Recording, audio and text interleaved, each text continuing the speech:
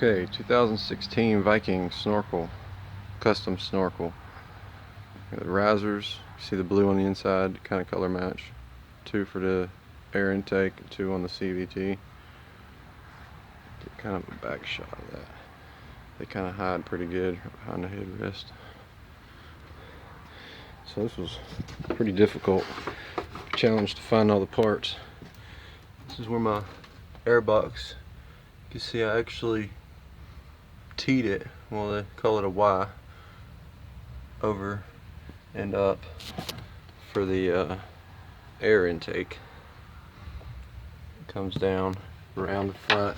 I actually had the centerpiece in here to make sure that this is going to clear, and I might have to trim this one piece right here to kind of get that to fit. But the interesting part was trying to get something to fit there. And actually I custom ordered these bushings. If you look up Macon, Georgia, Ferguson's Plumbing Supply, they have these 2.5 inch bushings that a 2-inch pipe will slide into. It fits nice in there, but I didn't have enough clearance.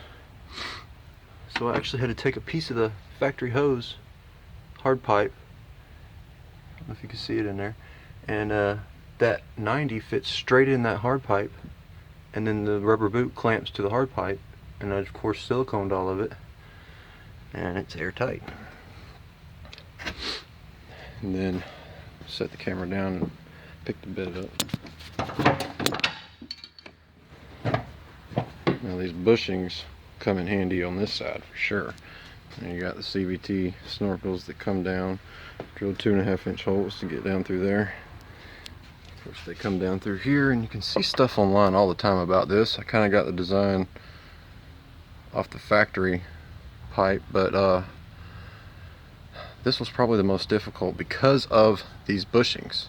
Now you see there where the bushings, of course I painted them black, but they fit right in those factory boots, and you can convert it to 2-inch pipe. And of course that rubber tee there I found to be the best as far as fitment size wise, to make it less parts. There's where the top one connects. I got the zip tie on there right now because the silicone's still wet. I'm letting it dry. Just finished sealing up the silicone. And then the vent lines I actually got from Lowe's. See the thing they came off of, but at Lowe's they have 1/4 inch vent line, and you can get the little fish tank line tees from Walmart for the vent lines, which I've got up in the roof. You can see those 2 little hoses coming up. They come down with the wires for the amp and everything down there, and then I ran them under here of course, and then I teed one of them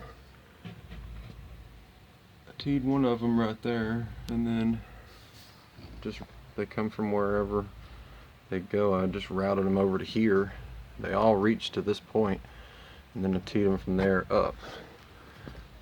And then the back you got the axle, and just rerouted it. I pulled it, it was all the way down through there and come out around the bottom, and so I rerouted it back to where it actually comes, bad camera skills here, I actually brought it straight back and up and over to take up some of the slack and actually get it where I needed it. And then all my junctions for that is right back here. You see I got the gas tank, and this one is the rear axle, and then those just run up right up through there, and I ran them also all the way up to the top of the roof. See them right there. So it's been a long process, stressful process.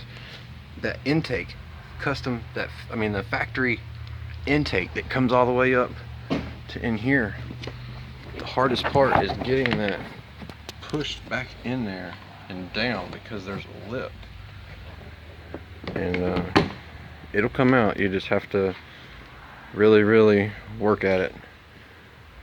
You actually have to bend the hard pipe, the factory pipe. You actually have to bend it, like almost break it. You bend it right up in there to where it bends up, and you can push down and turn it and get it out of there. It's kind of difficult. But yeah, I'm finally satisfied, completed, everything's vented, it's ready to ride. That should do it.